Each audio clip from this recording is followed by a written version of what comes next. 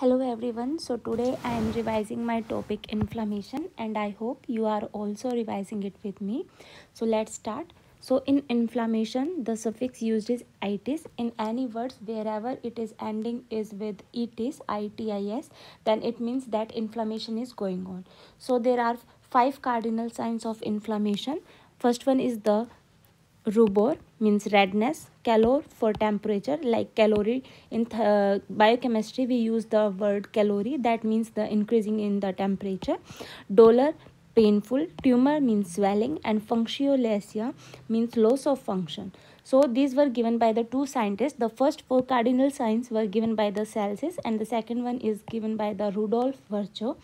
So redness, increased temperature, painful, swelling, loss of function, these were the 5 cardinal signs. Now Rudolf Virchow, who gave the functiolacia, loss of function, the 5th cardinal sign, he is also known as the father of the modern pathology, and he coined the term cellular pathology. And related to Virchow, we also read about the Virchow cells, which we seen in the leprosy. Virchow tried in the thrombosis. Virchow node, supraclavicular node, and Virchow stage for brain. Now classification of inflammation, there are 2 types of classification: class 1, class 2 classification. In one we have to study about the acute and chronic inflammation, and second one includes the fluids. So acute and chronic. In acute inflammation there is the duration if is less than 3 months, and in chronic inflammation the duration is more than 3 months. So acute inflammation is early onset and chronic inflammation is of delayed onset. And now I am going to tell you about the cells which are mostly seen in the acute inflammation and which cells were seen during the chronic inflammation. In acute inflammation we see the neutrophils, and in chronic, lymphocytes, plasma cells, monocytes and macrophages. Monocytes and macrophages, these were the most important cells which we seen during the chronic inflammation. And monocytes and macrophages, these are basically the one there is difference in the terms. Like monocytes, if they are present in the circulation then we say monocytes, and if they present in the tissue then we say the macrophages.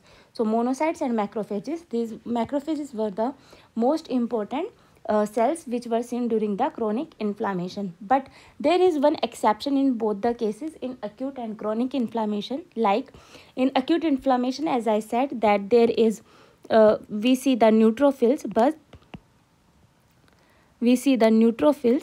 but in the typhoid fever we see the lymphocytosis. Typhoid is an acute inflammation case, but in this we see the lymphocytes.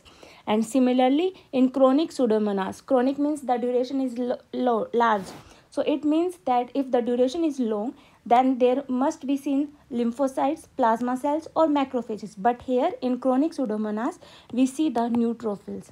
So these were the 2 exceptions. In chronic pseudomonas we see the neutrophils, and in typhoid we see the lymphocytes. Now the second classification is of fluids, and in serous inflammation there are 4: serous inflammation, fibrinous inflammation, purulent inflammation and catarrhal inflammation fluids. So the most common is the catarrhal inflammation. Now more about the acute inflammation, like the events of the inflammation. So basically 2 events of the inflammation, like vascular and cellular events. In vascular events, basically it includes the arteries, capillaries and venules. And in cellular inflammation it includes white blood cells and leukocytes.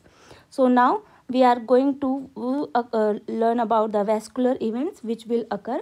So basically in starting, the first event which will occur in the vascular event is vasoconstriction. First event which will occur is vasoconstriction. So here one question may ask that what is the first event of the acute inflammation. So acute inflammation, the first event is vasoconstriction. There is vasoconstriction and it is of transient type, means basically it occurs only for 2 to 3 seconds and it is a type of a reflex. Now after the vasoconstriction there is vasodilation. So vasodilation is, the mediator is histamine. So the mediator of vasodilation is histamine. In vasodilation means there is increased blood flow.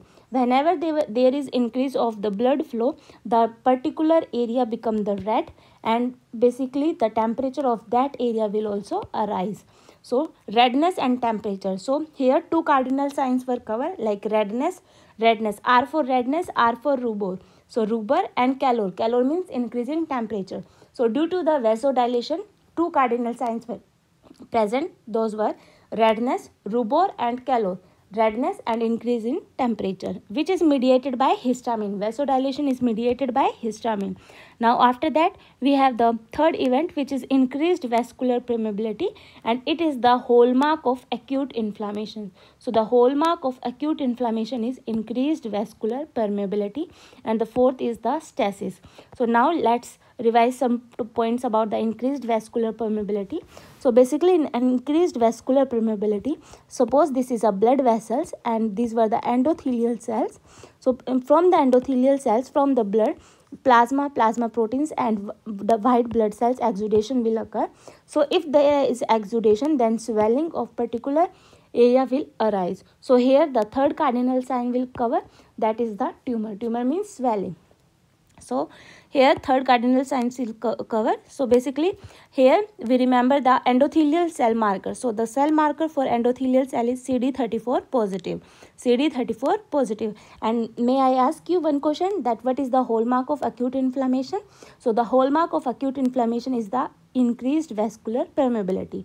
Okay. And what is the marker for endothelial cells? The marker is CD34 positive. Now next is the mechanism of increased permeability.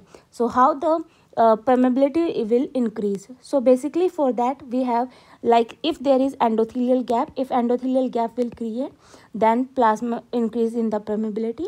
So basically endothelial gap will create by the contraction or retraction of the cells, endothelial cells. So contraction and retraction, endothelial gap will create, and the most common mechanism is mediated by histamine. This mechanism is also mediated by histamine, and it is also an immediate transient response. Second is the direct endothelial injury. If there is severe endothelial injury or mild endothelial injury.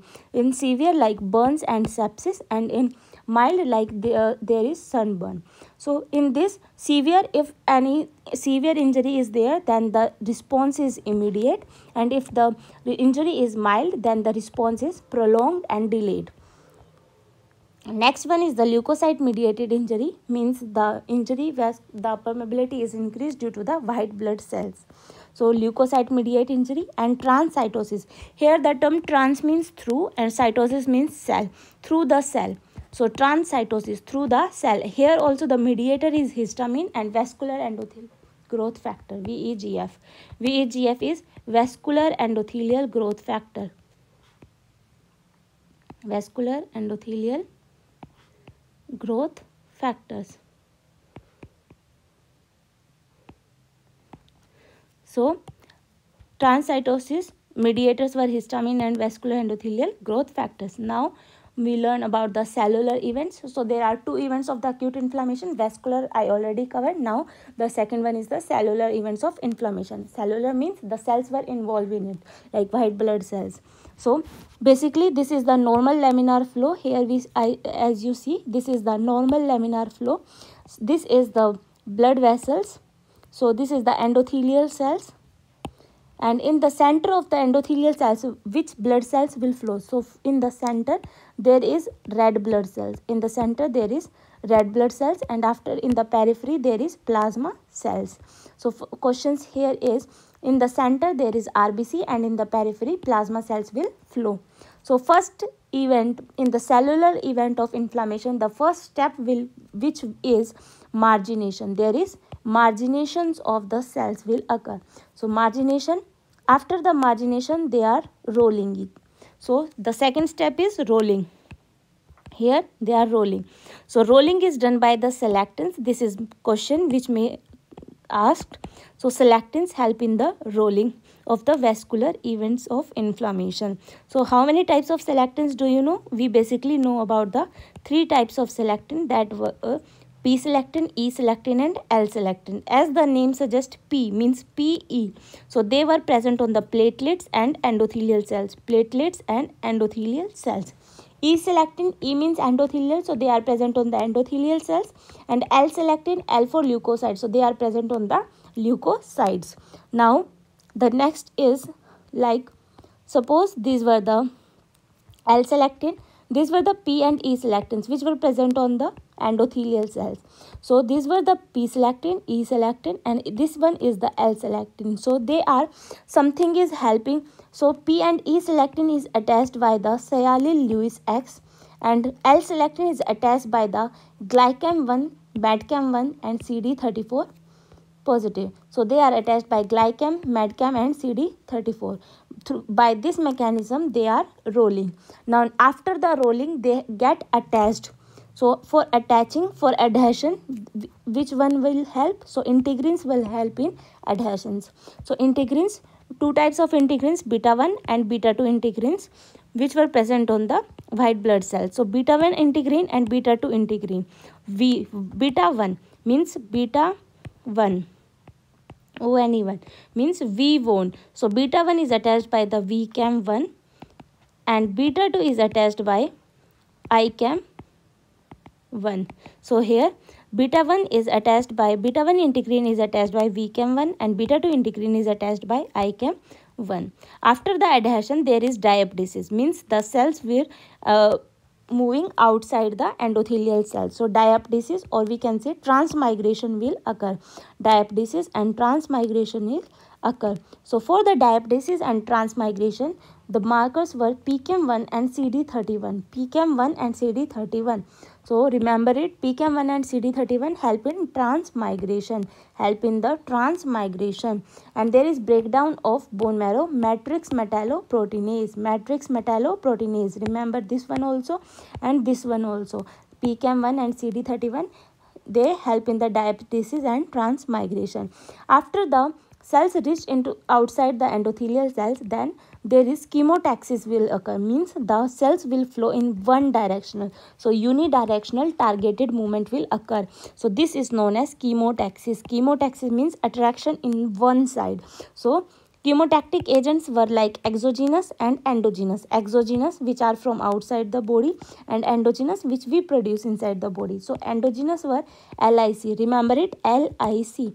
L for leukotriene B4, I for interleukin 8 and C for C5a. They help in the chemotactic movement. So they help in the chemotactic movement. LIC, leukotriene B4, interleukin 8 and C5a. And what were the exogenous chemotactic agents? So exogenous chemotactic agents were bacterial products.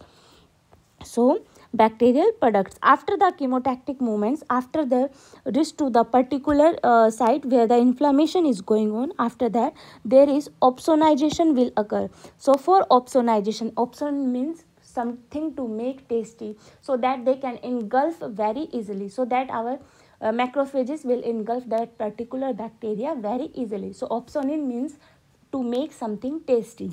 So for opsonization we have opsins. So opsins were like IgG, most important opsin. So IgG is the most important opsonin, and then C3b, C4b, C5b.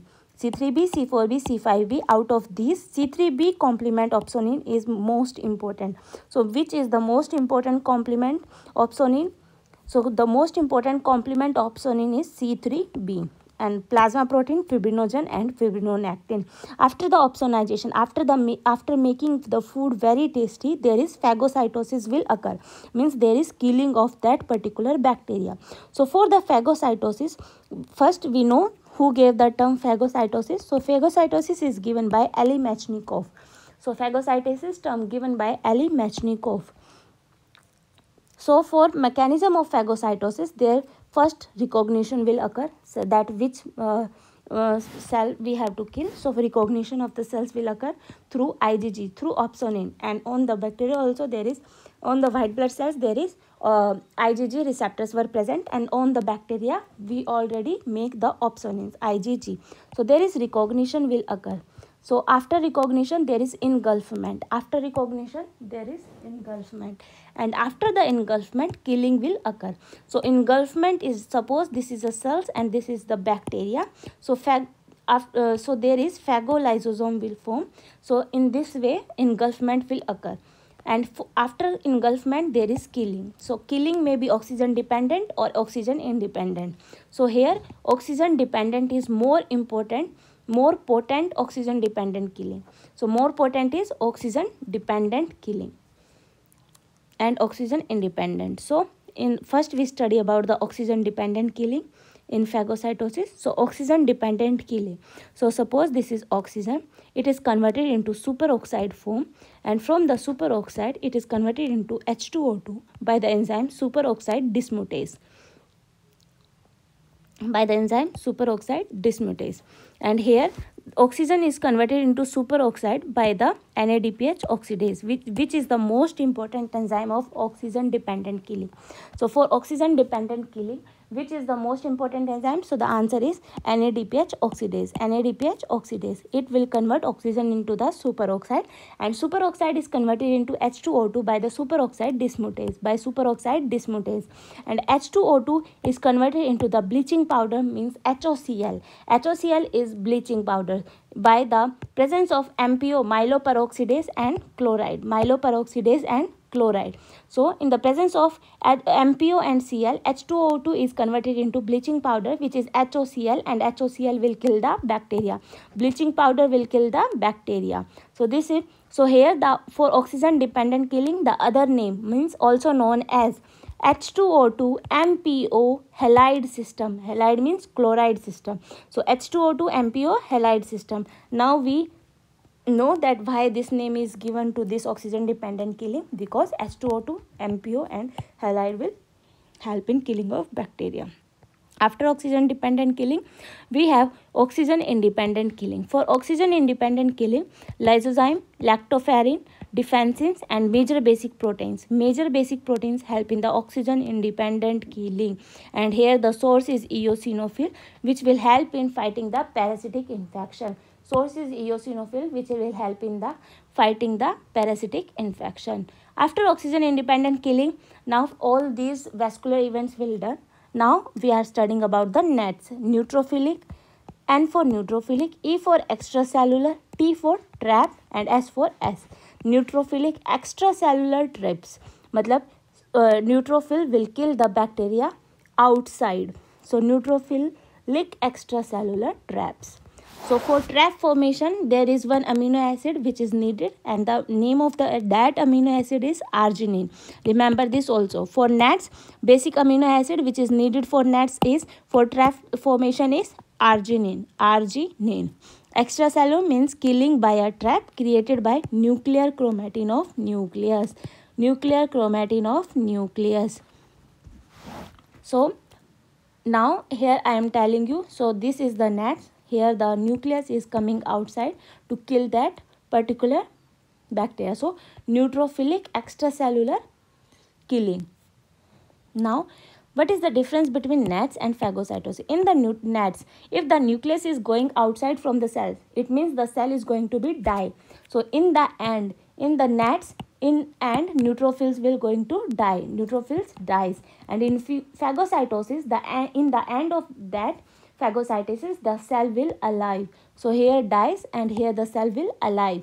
So NATs were also known as beneficial suicide, and NATs have extracellular killing, whereas phagocytosis is of intracellular killing. After that, we are learning about the mediators. So mediators were cell derived and plasma derived. So plasma derived comes from the liver sources like coagulative pathway, kinin pathway and complement pathway. And for the cell derived, preformed and newly synthesized. In the preformed, we study about the histamine, serotonin and lysosomal enzymes. And newly synthesized were nitric oxide, cytokines, chemokines, arachidonic acid. These were the newly synthesized cell-derived mediators. Now, preformed mediators. Now we are studying about the preformed mediators. Those were histamine, serotonin and lysosomal enzymes. So the histamine term is given by Sir Thomas Lewis. So Thomas Lewis gives the term histamine, and the most important cells, which cell is richest in the histamine? The answer is mast cells. So mast cells were rich in the histamine. And for serotonin, the richest cells were enterochromaffin cells and platelets. Enterochromaffin cells and platelets were rich in the serotonin. And the function of mast cells and platelets were vasodilations, and they increase the vascular permeability and bronchoconstriction will occur. So vasodilation increase vascular permeability, and in the lungs, in the pulmonary, bronchoconstriction will occur. So these were the functions of the histamine and serotonin. Now the lysosomal enzymes, we have primary, secondary and tertiary. Tertiary is the C particles, secondary is the specific granules, and primary is the azurophilic granules, which were myeloperoxidase. Now newly synthesized were like nitrous oxide, which is synthesized from the arginine, We also discuss about arginine somewhere. Can you please tell me?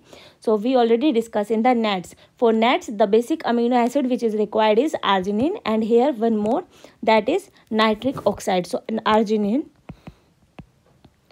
we study at two places, one in the NATs, and here the second one is nitric oxide. So we study two places, arginine, NATs and nitric oxide. So after that, it is synthesized from the arginine. Arginine is converted into the nitric oxide, and nitric oxide also causes the vasodilation and killing of cells. After that, the second newly synthesized cells were cytokines. Cytokines were of interleukins, tumor necrotic factor and interferon. Interleukins, tumor necrotic factor and interferons. Tumor necrotic factor alpha, basically it decreases the appetite. So tumor necrotic factor alpha decreases the appetite. And in interferons we have alpha, beta and gamma. Alpha, beta and gamma, basically we learn the liver function test, LFT. Liver function test, LFT. So for L is leukocytes, F for fibroblast, and T for T helper 1. T for T helper 1. So leukocytes were used in the antiviral property. Fibroblasts involved in the brain, used in the brain. Basically interferon beta is used for the treatment of multiple sclerosis. So interferon beta is used for treatment of multiple sclerosis.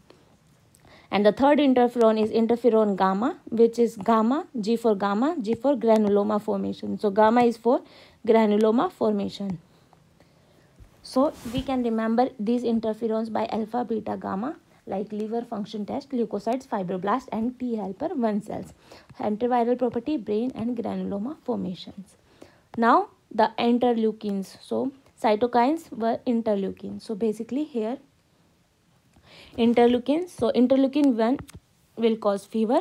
Interleukin regulates acute phase reactant production, though that is interleukin 6, acute phase reactant protein, which shows the acute phase reactant for plus and minus. In minus acute phase there is the level will decrease in the blood, and the examples were tan, transferrin, albumin, negative APR. Transferrin, albumin shows negative APR. Transferrin, albumin shows negative APR 10. And the plus levels were increased in the blood, that is C-reactive protein, which is capsular polysaccharide of pneumococcus. Capsular polysaccharide of pneumococcus. And interleukin, which were pro-inflammatory as well as anti-inflammatory, were involved. Interleukin 4 and 6. Interleukin 4 and 6 involve the pro-inflammatory as well as anti-inflammatory 4 and 6. And the cytokines which were only anti-inflammatory were interleukin 10 and tumor growth factor beta. Interleukin 10 and tumor growth factor beta. And after that we have most fibrinogenic cytokines. So F for fibrinogenic, so here also F come, tumor growth factor beta, most fibrinogenic cytokines. And interleukin eosinophilic activation is interleukin 5, and interleukin neutrophilic recruitment is interleukin 8. For neutrophils 8, for eosinophil 5. Fibrinogenic, tumor growth factor, pro-inflammatory as well as inflammatory 4 and 6, and only in anti-inflammatory is interleukin 10 and tumor growth factor. And for the acute phase reactant is an interleukin 6, and for fever interleukin 1.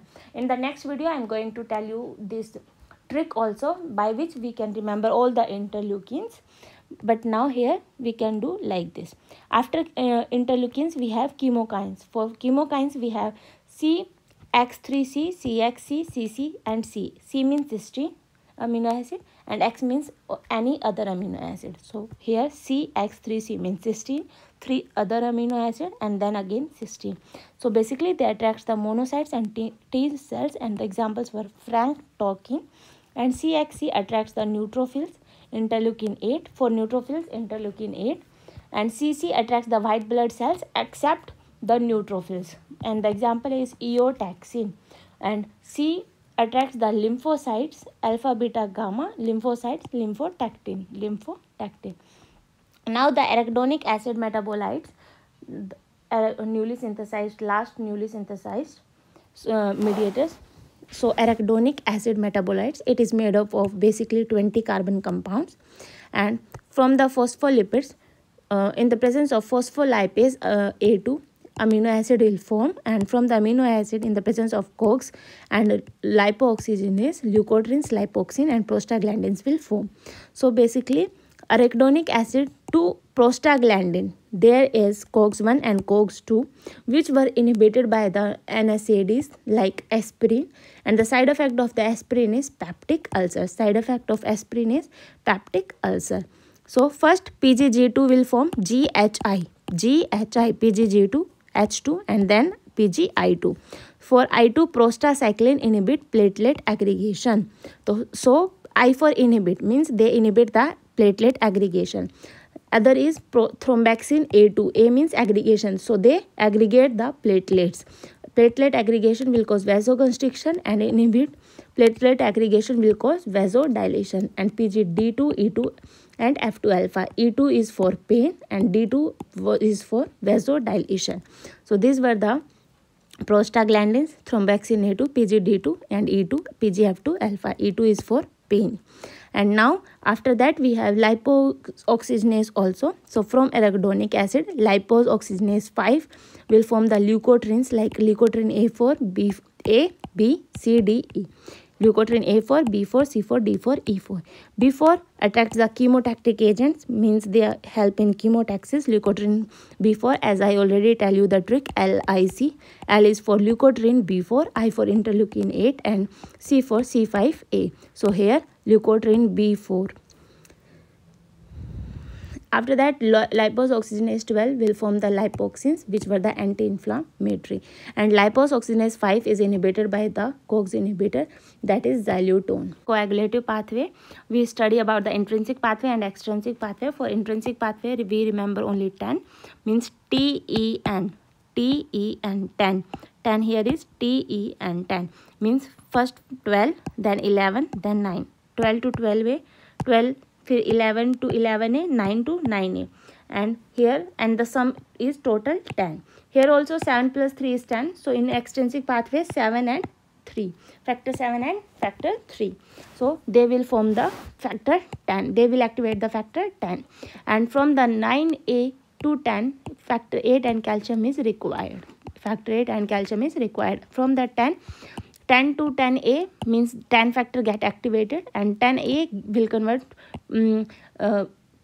second to second A. 2 to 2A means prothrombin to thrombin in the presence of factor 5 and calcium.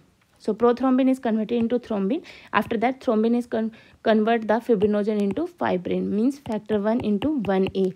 And fibrin is the help in the stabilizing of clot. So fibrin in presence of factor 13, fibrin stabilizing factor, stabilize the blood clot. So this is from the from factor 10 to stable blood clot. This is the common pathway which is used in both intrinsic and extrinsic pathway. And here, as I already tell, for 10, and here 7 plus 3. And in the test for extrinsic pathway, PT is done, and for intrinsic pathway, APTT test is done. Now the next pathway is kinin pathway, means formation of the bradykinin. From factor 12, active kinin pathway is formed. Active kinin pathway, bradykinin will form, which will cause the venules dilation and also the pain. For here we study two factors for pain. One is the PGE2 and the other one is the bradykinin. PGE2 and bradykinin. Now the last one is the complement pathway. For complement pathway, we already know the three pathway: classical pathway, alternate pathway and Mannose pathway. Classical, alternate and Mannose pathway. So in classical pathway, it is activated by immune complex, antigen antibody complex, and IgG and IgM. They basically activate like from the C1. Alternate pathway, IgA, A for IgA, and mannose pathway is done by activated by microbes C1. So in both these, mannose pathway and classical pathway starting from the C1, but in alternate pathway starting from the C3. So they help in the membrane attack. After that, there is membrane attack complex will form from the C5b to C9. Membrane attack complex will form. Composition is C5b to C9, and membrane attack complex will lysis the bacteria.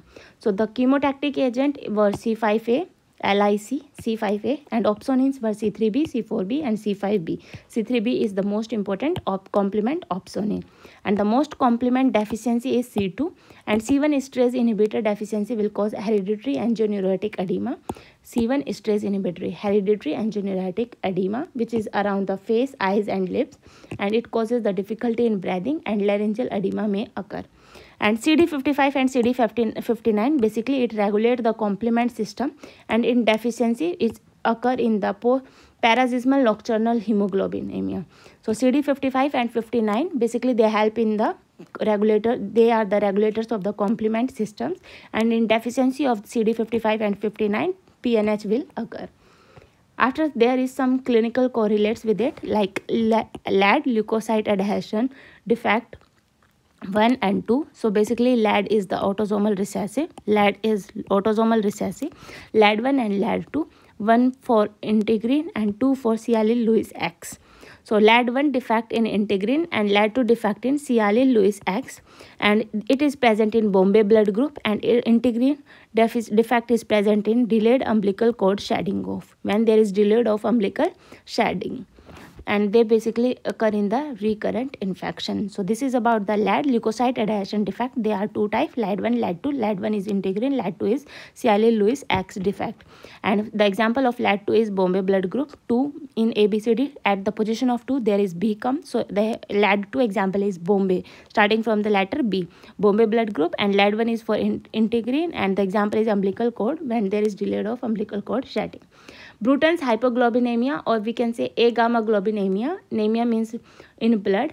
Gamma means decrease or deficiency of immunoglobulins in blood. So they are defective in opsonization. Here B for boys and B for B cell defect. In Bruton's hypogamma globinemia, it usually occurs in boys, and there is deficiency of B cell defect.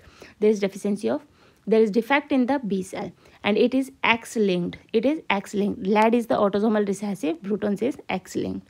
Now the next one is the Shiryak-Higashi syndrome. It is defective in the phagolysosome.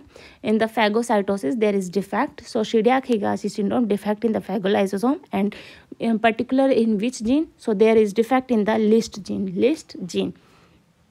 So Shiryak, C for CNS manifestation will come. HE means hemorrhage, platelet defect, DI means decreased immunity, and A means albinism. It is also seen in the albinism. In albinism, decrease in the melanin and silvery gray hair will sheen.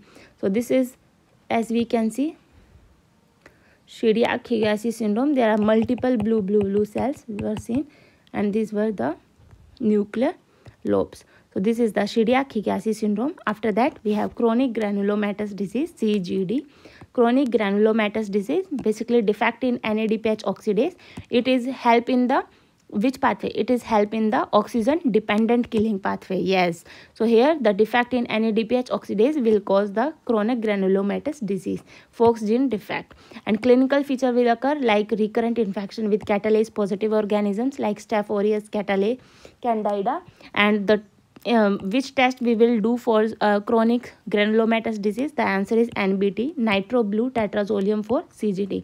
NBT test is done for chronic granulomatous disease, and in this there is defect in NADPH oxidase, and clinical features will occur if there is recurrent infection with catalase positive organisms. And catalase positive organisms, as we already know, Staph aureus and Candida, and many more others, but here we remember about Staph aureus and Candida. Thank you. This is all about for today's video. I hope you all love it. Thank you. Bye bye.